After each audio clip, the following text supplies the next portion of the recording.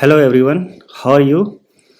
Today I have started teaching class ninth math chapter 1 and that is number system. However, my son is still in standard 7 and if you are in standard 7 or 8 or 9 or if you are preparing for some competitive exams, you may watch it and you may join and subscribe us.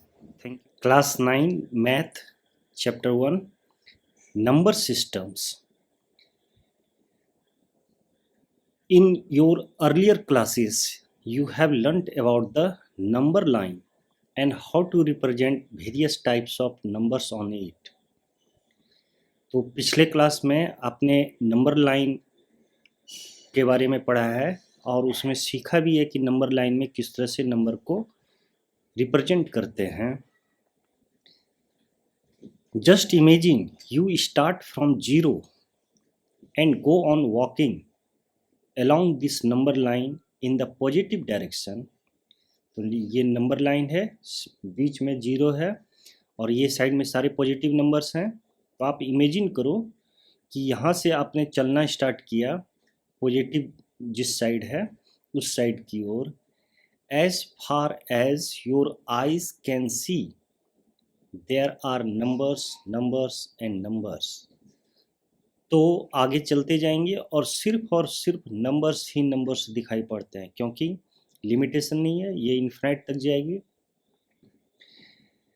Now suppose you start walking along the number line and collecting some of the numbers. Get a bag ready to store them. अब imagine आप करो कि आप number line पर positive जिस side है उस side आपने वॉकिंग स्टार्ट किया और नंबर्स को कलेक्ट करना स्टार्ट किया. आपके पास एक बैग भी है, आप उसमें स्टोर कर रहे हो. You might begin with picking up only natural numbers like 1, 2, 3 and so on. तो शायद आप पिक करोगे जो नेचुरल नंबर्स हैं जैसे 1, 2, 3 ये सब आप पिक करोगे. You know that this list goes on forever. Why is this true? तो आपको मालूम है कि ये बहुत सारा है, इन्फिनाइट है, तो हम वो फ्रैक्शन वाला क्यों पिक करेंगे? जो कंप्लीट नंबर है नेचुरल नंबर उसको पिक करेंगे. तो आप 1, 2, 3 पिक करते हुए जाओगे. So now your bag contains infinitely many natural numbers. तो इस तरह से आपके पास अब बहुत सारे नेचुरल नंबर्स आपके बैग में है. Recall that we denote this collection by the symbol n.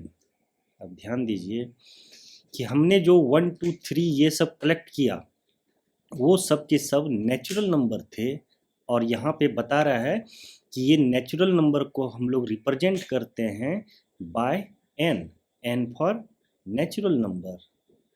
Okay, now turn and walk all the way back. अब आपको वापस घूम जाना है और जहाँ से आपने चलना स्टार्ट किया था वहाँ पर आइए. पिक अप 0 और 0 को आप पिक कीजिए क्योंकि आपने 1 से स्टार्ट किया था पिक करना. 0 को पिक कीजिए, पुट इट इनटू बैग. अब आपके बैग में सारे नेचुरल नंबर्स भी हैं प्लस 0 भी है. You now have the collection of whole numbers. अब आपके पास होल नंबर है. पहले क्या था? पहले नेचुरल नंबर्स था. सिर्फ नेचुरल नंबर्स को n से डिनोट करते हैं और अब चूंकि आपने नेचुरल नंबर के साथ साथ 0 भी पिक किया है इसको होल नंबर्स कहेंगे which is denoted by symbol w. तो इसे w से डिनोट किया जाता है, w फॉर होल नंबर्स. ठीक है. Now stretching in front of you are many negative numbers. अब जब आप वापस आए 0 पिक किया तो अब आपके सामने बहुत सारे निगेटिव नंबर्स हैं. -1, -2, -3. देखिए 0 पर आप वापस आए, अब आपके सामने सारे निगेटिव नंबर्स हैं. हाँ कि नहीं? तो ये सारे नेगेटिव नंबर्स हैं। Put all the negative numbers integers into your bag. What is your new collection? अब आपके बैग में क्या है? पहला तो नेचुरल नंबर सारा था, उसके बाद जीरो था, यानी कि पहले नेचुरल नंबर सिर्फ था, जीरो डालने से अब पूरे सेट को हम लोग होल नंबर्स कहेंगे। और अब आपने निगेटिव नंबर को भी उसमें डाल दिया, तो ये न्यू कलेक्शन को अब क्या कहेंगे? Recall. That is the collection of all integers. तो अब जो कलेक्शन आपके पास है उसको इंटीजर्स कहेंगे। And it is denoted by the symbol Z. अब आपको ये सब याद रखना है। एन फॉर नेचुरल नंबर आसानी से आपको याद रहेगा, डब्ल्यू फॉर होल नंबर ये भी याद रहेगा, इंटीजर्स आप भूल जाएंगे, इंटीजर्स के लिए आई सोचेंगे लेकिन जेड होता है, तो ये आप ध्यान रखिए। ठीक है, यहाँ पे बता भी रहा है व्हाई जेड, आई होना चाहिए था लेकिन जेड क्यों? यहाँ पे बता रहा है Z comes from the German word जेहलेन। देखिए यहाँ पे कुछ स्पेशल चीज़ बता रहा है, और इस तरह के ही कुछ स्पेशल चीज़ कुछ स्टूडेंट छोड़ देते हैं, और जो टॉपर्स टाइप के बच्चे होते हैं वो इन्हीं चीज़ों को पकड़ लेते हैं, है कि नहीं? तो आप किसी भी चीज़ को छोड़ना नहीं है। यहाँ पे देखिए Z comes from the German word. कौन सा जर्मन वर्ड है? जेहलन, विच मीन्स टू काउंट, और इसका मतलब होता है काउंट करना, तो यहीं से जेड आया है। Okay, are there some numbers still left on the line? क्या लाइन पे अभी भी कुछ नंबर्स बचे हुए हैं? Of course there are numbers like 1/2, 3/4 और इवन इस तरह के भी नंबर्स हो सकते हैं, -2005/2006, कुछ भी नंबर्स हो सकते हैं। नंबर लाइन में आप देखो यहाँ पे इस तरह के भी नंबर्स थे, है ना? तो अभी भी नंबर बचे हुए हैं। If you put all such numbers also into the bag, और यदि इस तरह के नंबर्स अभी भी बचे हुए हैं, इनको भी यदि हम डाल लेते हैं बैग में, it will now be the collection of rational numbers, और इसे ही रैशनल नंबर्स कहते हैं, जो आपने क्लास 8 में पढ़ा। Rational numbers, okay. The collection of rational number is denoted by Q.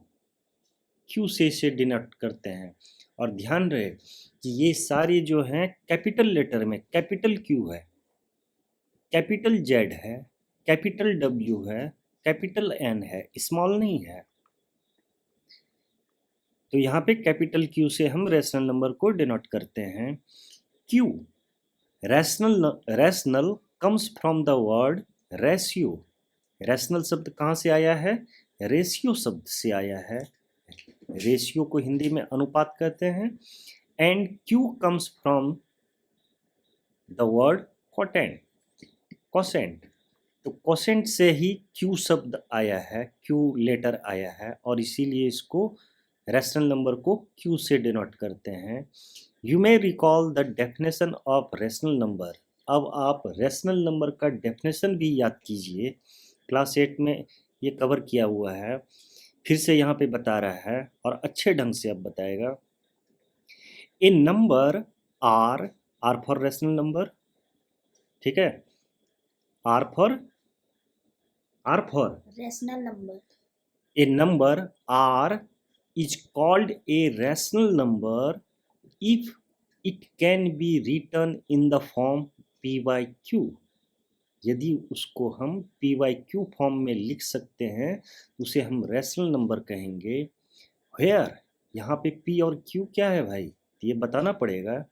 Where p and q are integers, p और q integers है। आप ध्यान दो, यहाँ पे रैशनल नंबर के डेफिनेशन में p एंड q क्या है? इंटेजर्स है। सिर्फ नेचुरल नंबर नहीं है, होल नंबर नहीं है, कंप्लीट इंटीजर्स है। p कोई एक इंटीजर्स हो सकता है, q भी कोई एक इंटीजर्स हो सकता है, तो ये भी ध्यान देना है। p and q are integers, and और भी एक कंडीशन है, क्या? q not equal to 0, q 0 नहीं हो सकता। And why do we insist that q not equal to 0, और q 0 क्यों नहीं हो सकता? तो ये हमने क्लास 8 के वीडियोस में भी बताया, मैं आपको दोबारा बताता हूँ। पहले यहाँ पे हम इसको मार्किंग कर लेते हैं, इम्पॉर्टेंट है।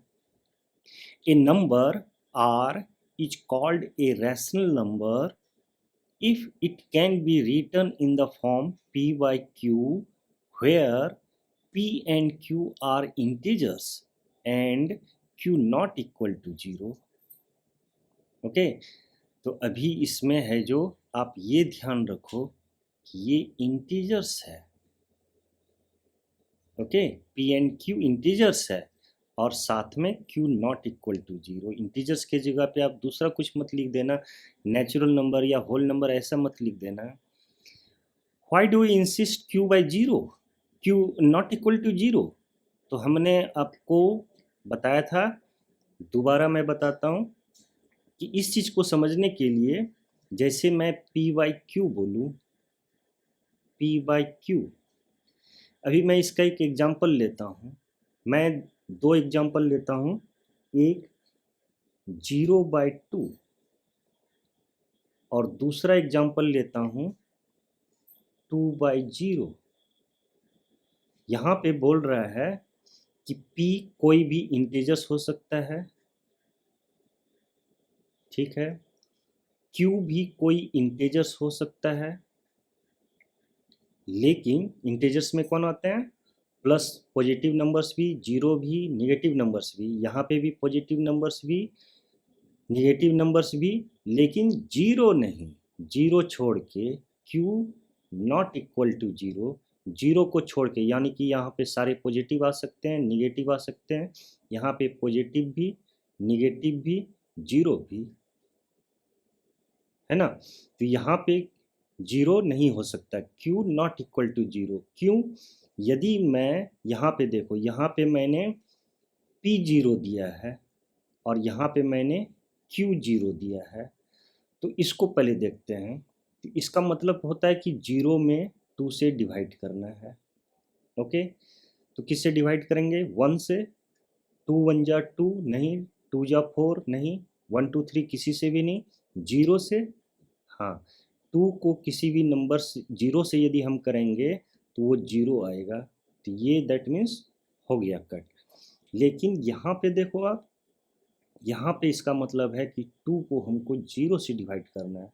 0 1 जा 0, 0 2 जा 0, 0 3 जा 0, दैट मीन्स किस 0 0 0, किसी भी नंबर से हम 0 को मल्टीप्लाई करेंगे 2 नहीं आने वाला है।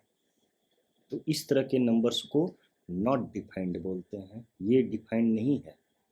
ओके, दैट मीन्स ये है जो नॉट डिफाइंड है, और यही कारण है कि q नॉट इक्वल टू 0।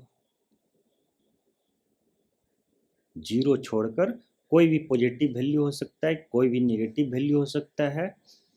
यहाँ पे पॉजिटिव वैल्यू हो या नेगेटिव वैल्यू हो या 0 भी हो सकता है। p के लिए ऐसा कोई कंडीशन नहीं है, लेकिन q के लिए ये कंडीशन है, q should not be equal to 0। Okay, notice that all the numbers now in the bag can be written in the form p by q। अब आप नोटिस करो कि आपके बैग में जितने भी नंबर्स हैं, जितने भी नंबर्स हैं, आपने कलेक्शन कौन कौन सा किया है? आपने ये 1 2 3 जो नेचुरल नंबर्स थे उनको भी कलेक्शन किया है, जीरो को भी कलेक्शन किया है, माइनस वैल्यू को भी कलेक्शन किया है, और फिर ये जो बचे खुचे पी वाई क्यू फॉर्म में थे इन सब का भी कलेक्शन किया है। तो सारे नंबर्स को हम पी वाई क्यू फॉर्म में लिख सकते हैं।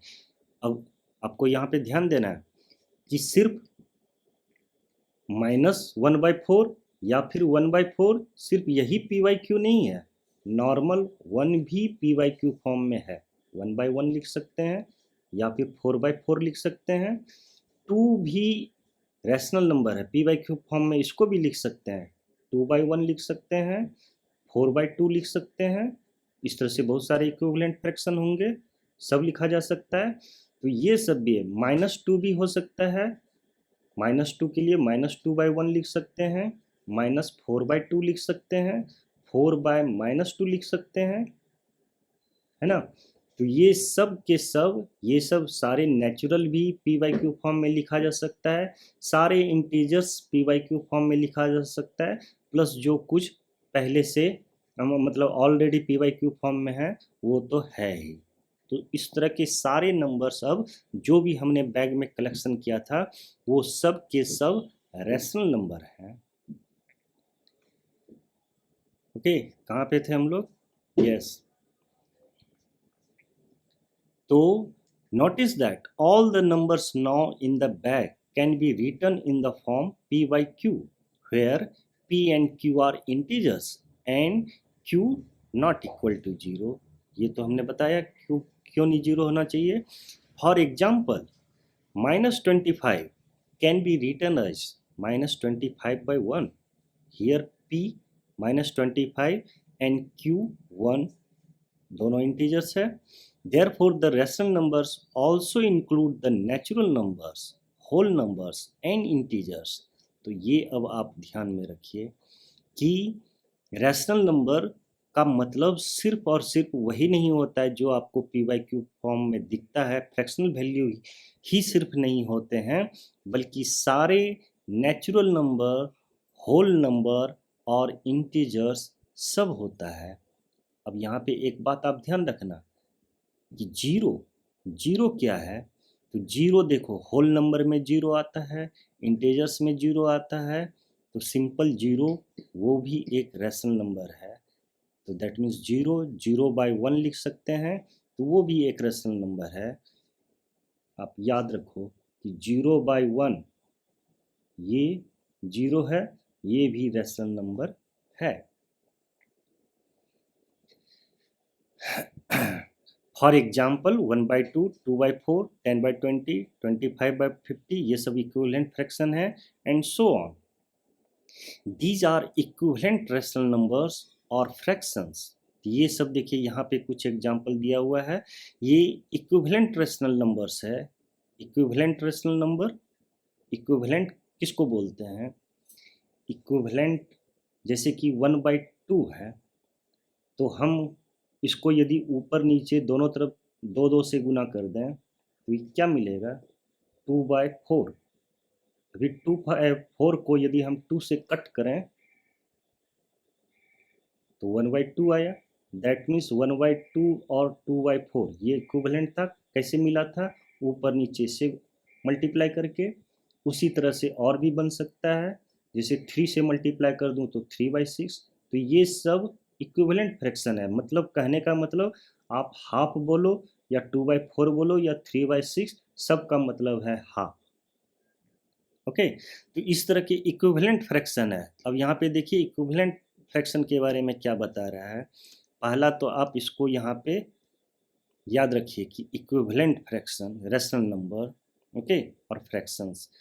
However, when we say that p/q is a rational number, or when we represent p/q on the number line, we assume that q not equal to 0 and that p and q have no common factor other than 1. दोबारा देखिए यहाँ पे अब नई चीज़ें कुछ बताया जा रहा है कि ये जो p/q है, हम जब यहाँ पे अब p/q की बात कर रहे हैं कि p/q रैशनल नंबर है, जहाँ p/q p and q integers है, q नॉट इक्वल टू 0 है। इस तरह के p/q की जो बात कर रहे हैं यहाँ पे एक चीज़ और जोड़ रहा है कि हम जब बात कर रहे हैं p/q का, तो किसी इक्विवेलेंट फ्रैक्शन की बात नहीं कर रहे हैं। हम 25/50 की बात नहीं कर रहे हैं, हम 10/20 की बात नहीं कर रहे हैं। हम हमेशा जो लोएस्ट फॉर्म है 1/2, लोएस्ट फॉर्म, ओके, सारे इक्विवेलेंट फ्रैक्शन में जो लोएस्ट फॉर्म है उसकी बात ये कर रहा है, उसकी बात बता रहा है। ये बताकर आपको कंफ्यूज नहीं करेगा, ये बता के कंफ्यूज नहीं करेगा, क्योंकि ये सब का मतलब तो यही है, जो लोएस्ट फॉर्म है। अब लोएस्ट फॉर्म में क्या बता रहा है कि देखो P and Q have no common factor other than 1। मतलब यहाँ पे आप देखिए, कहने का मतलब कि जैसे यहाँ पे 25/50 एग्जाम्पल है, तो कहने का मतलब हुआ कि 25/50 है, तो इसमें तो कॉमन फैक्टर है भाई, 5 इंटू 5, 5 इंटू 5 इंटू 2, तो कॉमन फैक्टर है इसमें, दो दो 5 है ऊपर नीचे, दो दो कॉमन फैक्टर है। तो इस इसकी चर्चा नहीं कर रहा है, वो बोल रहा है ऐसा P एंड Q जिसमें कोई कॉमन फैक्टर आपस में नहीं हो 1 को छोड़ के, तो इसका मतलब कि इसको आप कट कर लो लोएस्ट फॉर्म में। 5 से सिर्फ मैं करूँगा तो ये 5/10 आ जाएगा, 5/10 में भी कॉमन फैक्टर है, 5 इसमें भी है, यहाँ पे भी 5 है, ये भी नहीं चलेगा। और इसको लोएस्ट फॉर्म में डालो, सबसे लोएस्ट जो होगा 5 1 जा 5 और 2, दैट मीन्स ये 1/2। ये बात इसकी नहीं कर रहा है, 25/50 की बात नहीं कर रहा है, इसका जो लोएस्ट फॉर्म है 1/2 इसकी बात कर रहा है। इसकी बात कर रहा है यह कहकर कि P और Q में अब कोई कॉमन फैक्टर नहीं है, तो दैट मीन्स ये लोएस्ट फॉर्म में जब आएगा तब उसमें कोई कॉमन फैक्टर नहीं होगा, है ना। अब ये बोले या ये बोले बात तो बराबर होनी है, लेकिन कन्फ्यूजन नहीं हो, इसलिए अब हमेशा जब भी हम P/Q कहेंगे तो उसकी लोएस्ट फॉर्म जो होगा उसी को कंसीडर करेंगे। ओके, अब यहाँ पे एक और चीज़ आप देखिए, तो यहाँ पे देखिए P and Q have no common factors other than 1, that is P and Q are co-prime। अब एक नया टर्म आ रहा है को-प्राइम, पहले मैं इसको हाईलाइट कर देता हूँ। ओके, को-प्राइम, तो यहाँ पे एक्चुअली P और Q है जो, चूंकि कि उनमें कोई कॉमन फैक्टर नहीं है, इसलिए हम इस तरह के नंबर्स को को-प्राइम कहते हैं, उनके बीच आपस में कोई कॉमन फैक्टर नहीं है। अब देखो प्राइम और को-प्राइम में डिफरेंस होता है। प्राइम किसे कहते हैं? प्राइम ऐसे नंबर्स को कहते हैं जिनका कोई फैक्टर नहीं होता है, दैट मीन्स आप कह सकते हो कि कोई ऐसा जैसे 13 है, 13 का फैक्टर सिर्फ 1 और 13 को छोड़कर बाकी और कोई नंबर कोई फैक्टर नहीं है, तो वो प्राइम नंबर है। लेकिन यहाँ पे प्राइम नहीं लिखा हुआ है, यहाँ पे को प्राइम लिखा हुआ है। को प्राइम का मतलब कि वो कम से कम पेयर्स में है, दो नंबर्स हैं, दो नंबर का आपस में कोई कॉमन फैक्टर नहीं है, उसको को प्राइम कहते हैं। आपस में सिर्फ 1 को छोड़कर कोई कॉमन फैक्टर नहीं है, उसको को प्राइम कहते हैं। और इस तरह से अब रैशनल नंबर में जो हम बात कर रहे हैं, यहाँ पे हमने सीखा कि पहला तो Q नॉट इक्वल टू 0, ये तो हम 8th क्लास से ही जान रहे हैं। यहाँ पे हमने न्यू बात सीखा कि इक्विवेलेंट रैशनल नंबर्स या फ्रैक्शन की बात नहीं कर रहे हैं, जो उसका लोएस्ट फॉर्म है उसकी बात कर रहे हैं। यहाँ पे PQ लोएस्ट जो है रैशनल नंबर उसकी बात कर रहा है। और हमने ये भी सीखा कि P और Q में कोई कॉमन फैक्टर नहीं है, क्योंकि वो वो लोएस्ट फॉर्म में है, कॉमन फैक्टर नहीं है अदर देन 1, और इसीलिए कह सकते हैं कि P और Q है जो आपस में वो को प्राइम है। Okay, so on the number line among the infinitely many fractions equivalent to 1/2, we will choose 1/2 to represent all of them।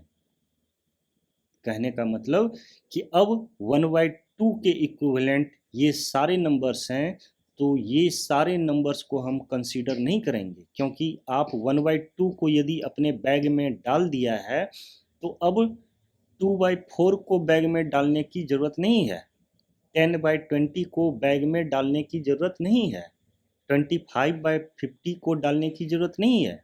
या और भी जितने इक्विवेलेंट फ्रेंड नंबर्स होंगे उस तरह का डालने की ज़रूरत नहीं है, क्योंकि उसका जो सबसे लोएस्ट फॉर्म है 1/2 इसको हमने डाल दिया।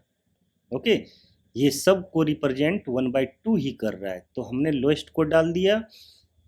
तो और 1/1 इसमें 1 और 2 क्या है आपस में, ये लोएस्ट जब भी आएगा तो 1 और 2 यानी P और Q क्या होगा, वो आपस में को प्राइम है। Got it? So on the number line among the infinitely many fractions equivalent, जितने भी fractions equivalent होंगे वो सबको हम चूज नहीं करेंगे, सिर्फ है जो 1/2 को ही, जो लोएस्ट है उसको ही चूज करेंगे, वही सबको रिप्रेजेंट कर रहा है। Okay, now let us solve some examples about the different types of numbers which you have studied in earlier classes. तो देखते हैं। Example 1, are the following statement true और फॉल्स। बताना है कि ये ट्रू है या फॉल्स है। साथ में give reason for your answers, और अपने आंसर्स का रीजन्स भी बताइए। Every whole number is a natural number. हर एक होल नंबर नेचुरल नंबर है, राइट और रॉन्ग? राइट। राइट, तो ये तो गलत हो गया। अब यहाँ पे देखो, होल नंबर जब बता रहा है, बोल रहा है, तो होल नंबर में 0 है और सारे नेचुरल नंबर्स हैं। क्या ये सब नेचुरल नंबर है? नहीं। तो फिर राइट कैसे आपने बोला, है कि नहीं? तो every whole number is a natural number नहीं, क्योंकि होल नंबर तो कब कहते हैं, जब 0 भी हो और नेचुरल नंबर भी हो। तो 0 तो नेचुरल नंबर नहीं है भाई, इसलिए ये रॉन्ग होगा। Every whole number is a natural number, wrong. हाँ, इसको यदि उल्टा कर लिखा जाता कि every natural number is a whole number, तो सही हो जाता। Every integer is a rational number. क्या सारे इंटीजर्स रैशनल नंबर हैं? यस। यस, क्योंकि रैशनल नंबर में तो बता दिया है कि सारे natural number, whole number, integers plus जितने पी बाई क्यू फॉर्म में फ्रैक्शंस हैं वो सब के सब रैशनल नंबर है, तो सही है ये। Every rational number is an integer. सारे रैशनल नंबर इंटीजर्स हैं, ये सही है या गलत? गलत। गलत है ये, क्योंकि रैशनल नंबर सिर्फ इंटीजर्स ही नहीं होता। रैशनल नंबर में तो बहुत सारे ऐसे भी हैं, जैसे 1/4, वो तो इंटीजर्स नहीं है लेकिन रैशनल नंबर है, तो ये गलत हो जाएगा। अब यहाँ पे देखिए सॉल्यूशन। पहला false, because 0 is a whole number but not a natural number, है ना। दूसरा true, because every integers m can be express in the form my1 and so it is a rational number, ठीक है। तीसरा false, because 3/5 is not an integer. Example के साथ बता रहा है, 3/5 एक एग्जाम्पल सिंपली लिया है, इज नॉट एन इंटीजर, तो इस तरह के नंबर जो होंगे वो इंटीजर्स नहीं है। अब एग्जाम्पल 2 देखते हैं। Find 5 rational numbers between 1 and 2। 1 और 2 के बीच में आपको 5 रैशनल नंबर्स ढूंढना है। कैसे ढूंढेंगे भाई? We can approach this problem in at least 2 ways. 2 तरीके से हम बता सकते हैं इसको। पहला देखिए तरीका क्या बता रहा है। Recall that to find a rational number between r and s। Okay, कोई भी r और s है, यदि जैसे यहाँ पे r1 है, यहाँ पे s2 है, you can add r and s and divide the sum by 2। तो आप क्या कर सकते हो, यदि उसके बीच में कोई रैशनल नंबर जानना हो तो r और s को आप जोड़ दो। जैसे 1 और 2 को हम यहाँ पे जोड़ देंगे और उसको डिवाइड कर देंगे 2 से। दैट मीन्स इसके 1 और 2 के ठीक बीच में कौन सा नंबर आएगा वो नंबर हमें मिल जाएगा। दोनों को जोड़कर उससे 2 से डिवाइड कर रहे हैं, उसके ठीक बीच का नंबर हमें मिल जाएगा। Lies between r and s।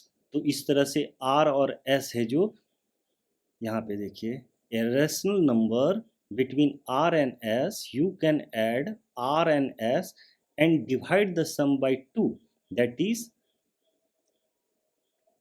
R by, sorry ये सिलेक्शन इस तरह से नहीं हो रहा है,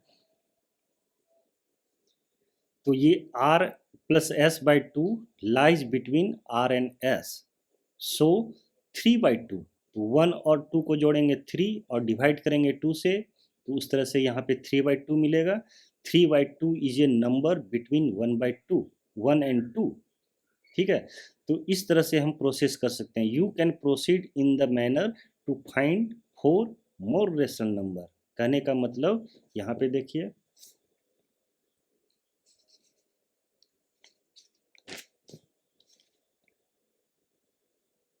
जैसे कि आपको यहाँ पे बताया कि 1 और 2 के बीच में हमें ढूंढना है, ओके। तो इसने क्या किया कि 1 और 2 को जोड़ के ये वैल्यू आया 3 बाई 2, और ये है इसके ठीक सेंटर पे, नंबर लाइन पे यदि इसको हम दिखाएं, ये यदि 1 है, ये 2 है, तो यहाँ पे ठीक 3 बाई 2 आएगा। अब हमें ढूंढना है 5, ऐसे एक तो नहीं ढूंढना है। ये यदि 3 बाई 2 है, तो हम है जो अब नेक्स्ट है जो इन दोनों के बीच में ढूंढेंगे, अगला इन दोनों के बीच में ढूंढेंगे, तो 1 और 3 बाई 2 के बीच में फिर ढूंढेंगे। इस तरह से ये आ जाएगा।